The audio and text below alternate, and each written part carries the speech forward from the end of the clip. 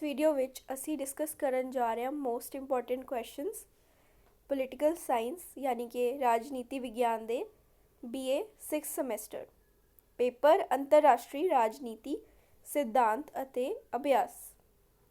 ਅਸੀਂ most important questions ਹੋਰ subjects ਦੇ ਵੀ ਬਣਾਏ ਨੇ, ਸੋ ਤੁਸੀਂ ਉਹ ਵੀ ਦੇਖ ਸਕਦੇ ਹੋ। ਤੇ ਜੇ ਤੁਹਾਨੂੰ ਇਸ ਵੀਡੀਓ 'ਚ ਕੋਈ ਵੀ ਕਨਫਿਊਜ਼ਨ ਹੁੰਦੀ ਆ ਤਾਂ ਇਹ ਸੇਮ ਵੀਡੀਓ ਇੰਗਲਿਸ਼ ਵਿੱਚ ਵੀ ਅਪਲੋਡਡ ਹੈ, ਤਾਂ ਤੁਸੀਂ ਉਹਨੂੰ ਰੈਫਰ ਕਰ ਸਕਦੇ ਹੋ। Short questions. ਅੰਤਰਰਾਸ਼ਟਰੀ ਰਾਜਨੀਤੀ ਦੀਆਂ ਕੋਈ ਦੋ ਵਿਸ਼ੇਸ਼ਤਾਵਾਂ ਲਿਖੋ। ਅੰਤਰਰਾਸ਼ਟਰੀ ਰਾਜਨੀਤੀ ਦਾ ਅਧਿਐਨ ਕਰਨਾ ਮਹੱਤਵਪੂਰਨ ਕਿਉਂ ਹੈ? ਅੰਤਰਰਾਸ਼ਟਰੀ ਰਾਜਨੀਤੀ ਅਤੇ ਅੰਤਰਰਾਸ਼ਟਰੀ ਸੰਬੰਧ ਕਿਵੇਂ ਸਹਿ ਸੰਬੰਧਿਤ ਹਨ? ਯਥਾਰਥਵਾਦੀ ਅਤੇ ਆਦਰਸ਼ਵਾਦੀ ਪਹੁੰਚ ਵਿੱਚ ਕੋਈ ਵੀ ਦੋ ਅੰਤਰ ਲਿਖੋ। ਰਾਸ਼ਟਰੀ ਸ਼ਕਤੀ ਦੀਆਂ ਕੋਈ ਦੋ ਸੀਮਾਵਾਂ ਲਿਖੋ। ਸਾਮੂਹਿਕ ਸੁਰੱਖਿਆ ਦੀਆਂ ਕੋਈ ਦੋ ਪਰਿਭਾਸ਼ਾ ਲਿਖੋ। ਅੰਤਰ ਆਦਰਸ਼ਵਾਦੀ ਪਹੁੰਚ ਦੇ ਵਿਰੁੱਧ ਚਾਰ ਦਲੀਲਾਂ ਦਿਓ। ਮੈਰਗੇਥੋਨ ਦੀ ਯਥਾਰਥਵਾਦ ਦੀ ਸਮਝ ਕੀ ਹੈ? ਭੂਗੋਲ ਤੇ ਰਾਸ਼ਟਰੀ ਸ਼ਕਤੀ ਕਿਵੇਂ ਆਧਾਰਿਤ ਹੈ? ਸਮੂਹਿਕ ਸੁਰੱਖਿਆ ਦੀਆਂ ਦੋ ਬੁਨਿਆਦੀ ਧਾਰਨਾਵਾਂ ਲਿਖੋ। ਸਮੂਹਿਕ ਸੁਰੱਖਿਆ ਦਾ ਉਦੇਸ਼ ਕੀ ਹੈ? ਸ਼ੀਤ ਯੁੱਧ ਦੇ ਅੰਤ ਤੋਂ ਬਾਅਦ ਇੱਕ ਧਰੁਵੀ ਸੰਸਾਰ ਕਿਉਂ ਉੱਭਰਿਆ? ਬਹੁ ਧਰੁਵੀ ਸੰਸਾਰ ਤੋਂ ਤੁਹਾਡਾ ਕੀ ਮਤਲਬ ਹੈ? ਵਰਲਡ ਆਰਡਰ ਕੀ ਹੈ? ਮਲਟੀਪੋਲਰ ਵਰਲਡ ਆਰਡਰ ਕੀ ਹੈ? ਸਾਰਕ ਬਣਾਉਣ ਦਾ ਮਕਸਦ ਕੀ ਸੀ? ਨਵੀਂ ਅੰਤਰਰਾਸ਼ਟਰੀ ਆਰਥਿਕ ਵਿਵਸਥਾ ਕੀ ਹੈ? ਡਿਟੈਂਟ ਤੋਂ ਤੁਹਾਡਾ ਕੀ ਮਤਲਬ ਹੈ? ਨਾਟੋ ਕੀ ਹੈ? ਵਾਰਸਾ ਸਮਝੌਤੇ ਦੇ ਦੋ ਦੇਸ਼ਾਂ ਦੇ ਨਾਮ ਲਿਖੋ। ਪੁਰਾਣੀ ਅਤੇ ਨਵੀਂ ਠੰਡੀ ਜੰਗ ਵਿੱਚ ਕੋਈ ਦੋ ਅੰਤਰ ਲਿਖੋ। ਮਲਟੀਪੋਲਰ ਇੰਟਰਨੈਸ਼ਨਲ ਆਰਡਰ ਤੋਂ ਤੁਹਾਡਾ ਕੀ ਮਤਲਬ ਹੈ? ਸਾਰਕ ਦੇ ਮੈਂਬਰਾਂ ਦੇ ਨਾਂ ਲਿਖੋ। ਗੈਰ ਸੰਗਠਨ ਦਾ ਅਰਥ ਦੱਸੋ। G8 ਕੀ ਹੈ? NIEO ਦੇ ਕੋਈ ਵੀ ਦੋ ਕਾਰਕ ਲਿਖੋ ਜੋ ਰਾਸ਼ਟਰਾਂ ਵਿੱਚ ਰਾਜਨੀਤੀ ਪੁਸਤਕ ਦੇ ਲੇਖਕ ਹਨ। ਅੰਤਰਰਾਸ਼ਟਰੀ ਰਾਜਨੀਤੀ ਇੱਕ ਖੁਦ ਮੁਖਤਿਆਰੀ ਅਨੁਸ਼ਾਸਨ ਹੈ। ਟਿੱਪਣੀ ਕਰੋ।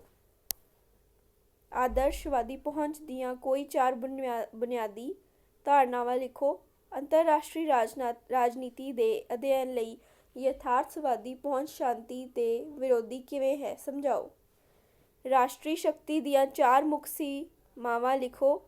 ਸ਼ਕਤੀ ਦੇ ਸੰਤੁਲਨ ਦਾ ਸੁਨਹਿਰੀ ਯੁੱਗ ਕਿਸ ਸਮੇਂ ਨੂੰ ਕਿਹਾ ਜਾਂਦਾ ਹੈ? ਅੰਤਰਰਾਸ਼ਟਰੀ ਰਾਜਨੀਤੀ ਵਿੱਚ ਸਮੂਹਿਕ ਸੁਰੱਖਿਆ ਕਿੰਨੀ ਮਹੱਤਵਪੂਰਨ ਹੈ?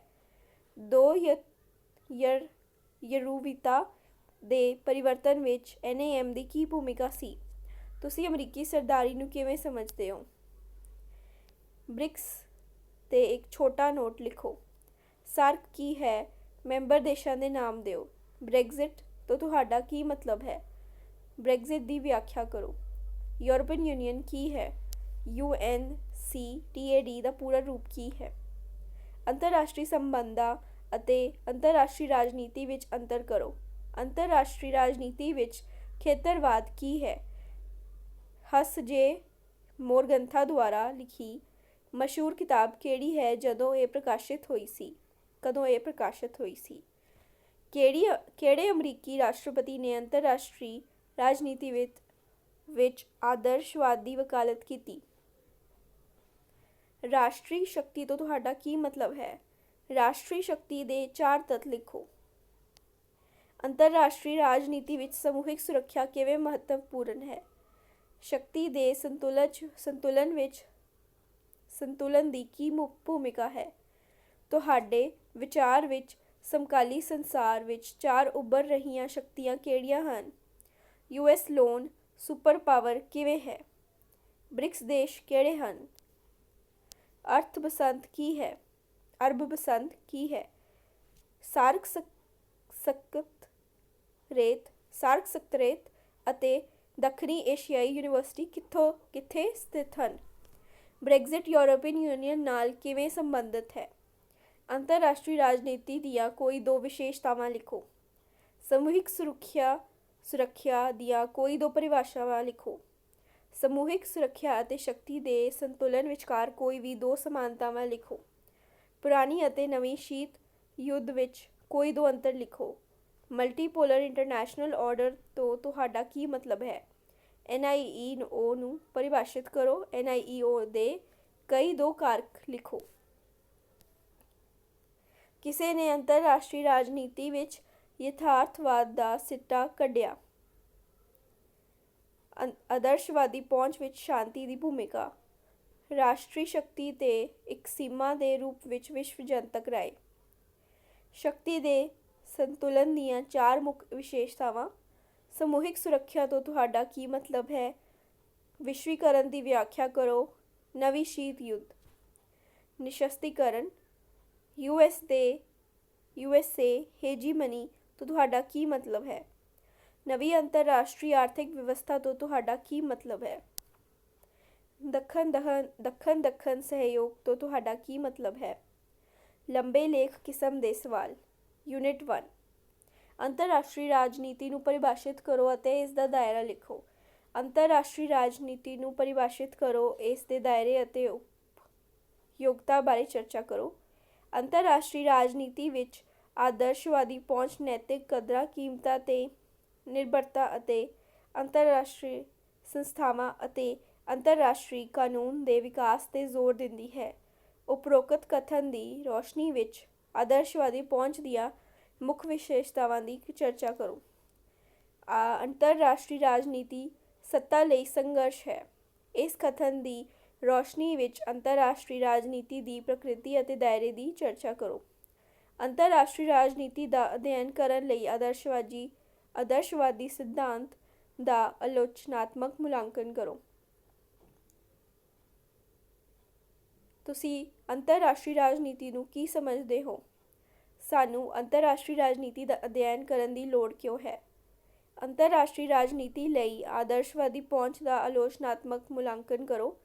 ਅੰਤਰਰਾਸ਼ਟਰੀ ਰਾਜਨੀਤੀ ਦੇ ਮੋਰਗੇਨਥਾਊ ਦੇ ਯਥਾਰਥਵਾਦੀ ਸਿਧਾਂਤ ਦੀ ਚਰਚਾ ਕਰੋ। ਅੰਤਰਰਾਸ਼ਟਰੀ ਰਾਜਨੀਤੀ ਨੂੰ ਪਰਿਭਾਸ਼ਿਤ ਕਰੋ, ਇਸ ਦੇ ਸੁਭਾਅ ਅਤੇ ਮਹੱਤਤਾ ਬਾਰੇ ਚਰਚਾ ਕਰੋ। ਅੰਤਰਰਾਸ਼ਟਰੀ ਰਾਜਨੀਤੀ ਦੇ ਅਧਿਐਨ ਲਈ ਪ੍ਰੋਫੈਸਰ ਮੋਰਗੇਨਥਾਊ ਦੇ ਯੋਗਦਾਨ ਦੀ ਗੰਭੀਰਤਾ ਨਾਲ ਜਾਂਚ ਕਰੋ। ਯੂਨਿਟ 2। ਰਾਸ਼ਟਰੀ ਸ਼ਕਤੀ ਤੋਂ ਤੁਹਾਡਾ ਕੀ ਮਤਲਬ ਹੈ? ਰਾਸ਼ਟਰੀ ਸ਼ਕਤੀ ਦੇ ਤੱਤਾਂ ਦੀ ਚਰਚਾ ਕਰੋ। ਸ਼ਕਤੀ ਦੇ ਸੰਤੁਲਨ ਨੂੰ ਪਰਿਭਾਸ਼ਿਤ ਕਰੋ ਅਤੇ ਨਾਜ਼ੁਕ ਮੁਲਾਂਕਣ ਕਰੋ। ਰਾਸ਼ਟਰੀ ਸ਼ਕਤੀ ਦੀ ਪਰਿਭਾਸ਼ਾ ਦਿਓ, ਇਸ ਦੇ ਸੁਭਾਅ ਅਤੇ ਸੀਮਾਵਾਂ ਬਾਰੇ ਚਰਚਾ ਕਰੋ। ਰਾਸ਼ਟਰੀ ਸ਼ਕਤੀ ਫੌਜੀ ਸ਼ਕਤੀ, ਆਰਥਿਕ ਸ਼ਕਤੀ ਅਤੇ ਮਨੋਵਿਗਿਆਨਿਕ ਸ਼ਕਤੀ ਦਾ ਸੁਮੇਲ ਹੈ। ਟਿੱਪਣੀ ਕਰੋ। ਸਾਮੂਹਿਕ ਸੁਰੱਖਿਆ ਤੋਂ ਤੁਹਾਡਾ ਕੀ ਮਤਲਬ ਹੈ? ਇਸ ਦੀਆਂ ਵਿਸ਼ੇਸ਼ਤਾਵਾਂ ਲਿਖੋ। ਸੰਯੁਕਤ ਰਾਸ਼ਟਰ ਸੁਰੱਖਿਆ ਪਰਿਸ਼ਦ ਸਮੂਹਿਕ ਸੁਰੱਖਿਆ ਦੇ ਸਵਾਲ ਨਾਲ ਕਿਵੇਂ ਨਜਿੱਠਦੀ ਹੈ? ਰਾਸ਼ਟਰੀ ਸ਼ਕਤੀ ਦੇ ਤੱਤ ਕੀ ਹਨ? ਰਾਸ਼ਟਰੀ ਸ਼ਕਤੀ ਦੀਆਂ ਸੀਮਾਵਾਂ ਬਾਰੇ ਚਰਚਾ ਕਰੋ। ਸਮੂਹਿਕ ਸੁਰੱਖਿਆ ਕਿਵੇਂ ਸ਼ਾਂਤੀ ਯਕੀਨੀ ਬਣਾ ਸਕਦੀ ਹੈ? ਇਸ ਦੀਆਂ ਮੁੱਖ ਵਿਸ਼ੇਸ਼ਤਾਵਾਂ ਬਾਰੇ ਚਰਚਾ ਕਰੋ। ਸਮੂਹਿਕ ਸੁਰੱਖਿਆ ਕਿਵੇਂ ਸ਼ਾਂਤੀ ਯਕੀਨੀ ਬਣਾ ਸਕਦੀ ਹੈ? ਇਸ ਦੀਆਂ ਮੁੱਖ ਵਿਸ਼ੇਸ਼ਤਾਵਾਂ ਬਾਰੇ ਚਰਚਾ ਕਰੋ। ਸ਼ਕਤੀ ਦੇ ਸੰਤੁਲਨ ਦੇ ਅਰਥ ਅਤੇ ਤਰੀਕਿਆਂ ਦੀ ਚਰਚਾ ਕਰੋ। ਸੰਯੁਕਤ ਰਾਸ਼ਟਰ ਦੇ ਚਾਰਟਰ ਦੁਆਰਾ ਨਿਰਧਾਰਿਤ ਸਮੂਹਿਕ ਸੁਰੱਖਿਆ ਪ੍ਰਣਾਲੀ ਦੇ ਸਿਧਾਂਤਾਂ ਦੇ ਕੰਮ ਦੀ ਗੰਭੀਰਤਾ ਨਾਲ ਜਾਂਚ ਕਰੋ। ਯੂਨਿਟ 3। ਯੂਨੀਪੋਲਰ ਇੰਟਰਨੈਸ਼ਨਲ ਸਿਸਟਮ ਉੱਤੇ ਇੱਕ ਨੋਟ ਲਿਖੋ। ਉੱਭਰ ਰਹੇ ਵਿਸ਼ਵ ਕ੍ਰਮ ਦੀ ਪ੍ਰਕਿਰਤੀ ਦੀਆਂ ਵਿਸ਼ੇਸ਼ਤਾਵਾਂ ਨੂੰ ਲਿਖੋ। ਯੂਨੀਪੋਲਰ ਸਿਸਟਮ ਕੀ ਹੈ? ਸਮਕਾਲੀ ਅੰਤਰਰਾਸ਼ਟਰੀ ਸੰਬੰਧਾਂ ਵਿੱਚ ਇਸ ਦੀ ਸਥਾਪਨਾ ਲਈ ਜ਼ਿੰਮੇਵਾਰ ਕਾਰਕਾਂ ਨੂੰ ਲਿਖੋ। ਵਿਸ਼ਵ ਵਿਵਸਥਾ ਤੇ COVID-19 ਦੇ ਪ੍ਰਭਾਵਾਂ ਨੂੰ ਲਿਖੋ। ਮਲਟੀਪੋਲਰ ਵਰਲਡ ਤੋਂ ਤੁਹਾਡਾ ਕੀ ਮਤਲਬ ਹੈ? ਸ਼ੀਤ ਯੁੱਧ ਦੇ ਅੰਤ ਤੋਂ ਬਾਅਦ ਇਸ ਦੇ ਉਭਾਰ ਦੇ ਕਾਰਨਾਂ ਦੀ ਚਰਚਾ ਕਰੋ। ਉੱਭਰ ਰਹੇ ਵਿਸ਼ਵ ਵਿਵਸਥਾ ਦੀਆਂ ਪ੍ਰਮੁੱਖ ਵਿਸ਼ੇਸ਼ਤਾਵਾਂ ਤੇ ਚਰਚਾ ਕਰੋ। ਅੰਤਰਰਾਸ਼ਟਰੀ ਰਾਜਨੀਤੀ ਦੇ ਬਹੁਧਰੂਵੀ ਸੰਸਾਰ ਦੇ ਉਭਾਰ ਤੇ ਪ੍ਰਭਾਵਾਂ ਦੀ ਚਰਚਾ ਕਰੋ। ਉੱਭਰ ਰਹੇ ਵਿਸ਼ਵ ਵਿਵਸਥਾ ਦੀਆਂ ਬੁਨਿਆਦੀ ਵਿਸ਼ੇਸ਼ਤਾਵਾਂ ਦੀ ਚਰਚਾ ਕਰੋ। ਉੱਭਰ ਰਹੇ ਵਿਸ਼ਵ ਕ੍ਰਮ ਦੀ ਪ੍ਰਕਿਰਤੀ ਦੀਆਂ ਵਿਸ਼ੇਸ਼ਤਾਵਾਂ ਨੂੰ ਲਿਖੋ। ਆਧੁਨਿਕ ਸਮੇਂ ਵਿੱਚ ਵਿਸ਼ਵ ਵਿਵਸਥਾ ਦੀ ਉੱਭਰ ਰਹੇ ਰੁਝਾਨਾਂ ਦੀ ਚਰਚਾ ਕਰੋ। ਬਹੁਤ ਰੂਪੀ ਸੰਸਾਰ ਦੀਆਂ ਵਿਸ਼ੇਸ਼ਤਾਵਾਂ ਦਾ ਵਰਣਨ ਕਰੋ। ਯੂਨਿਟ 4 ਸਾਰਕ ਦੇ ਉਦੇਸ਼ਾਂ, ਸਿਧਾਂਤਾਂ, ਇਸ ਦੀਆਂ ਸਮੱਸਿਆਵਾਂ ਅਤੇ ਇਸ ਦੇ ਸੁਚਾਰੂ ਢੰਗ ਨਾਲ ਕੰਮ ਕਰਨ ਦੇ ਤਰੀਕੇ ਵਿੱਚ ਪਾਏ ਜਾਣ ਵਾਲੇ ਮਹੱਤਵ ਬਾਰੇ ਇੱਕ ਲੇਖ ਲਿਖੋ।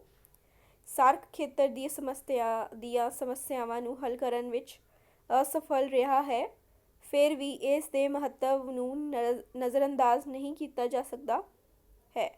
ਇਸ ਕਥਨ ਦੀ ਰੋਸ਼ਨੀ ਵਿੱਚ ਸਾਰਕ ਨੂੰ ਆਪਣਾ ਸੁਝਾਅ ਦਿਓ। ਉਹਨਾਂ ਸਮੱਸਿਆਵਾਂ ਬਾਰੇ ਚਰਚਾ ਕਰੋ ਜਿਨ੍ਹਾਂ ਦਾ ਸਾਰਕ ਨੂੰ ਆਪਣੀ ਹੋਂਦ ਦੌਰਾਨ ਸਾਹਮਣਾ ਕਰਨਾ ਪਿਆ ਹੈ। ਤੁਹਾਡੇ ਵਿਚਾਰ ਵਿੱਚ ਇਹ ਸਮੱਸਿਆਵਾਂ ਕਿਵੇਂ ਹੱਲ ਕੀਤੀਆਂ ਜਾ ਸਕਦੀਆਂ ਹਨ?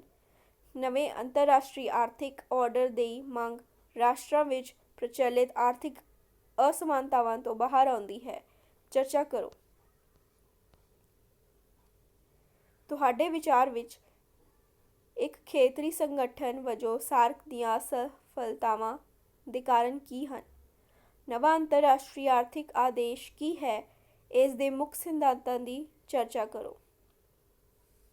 NIEO ਦੀਆਂ ਮੁੱਖ ਮੰਗਾਂ ਲਿਖੋ।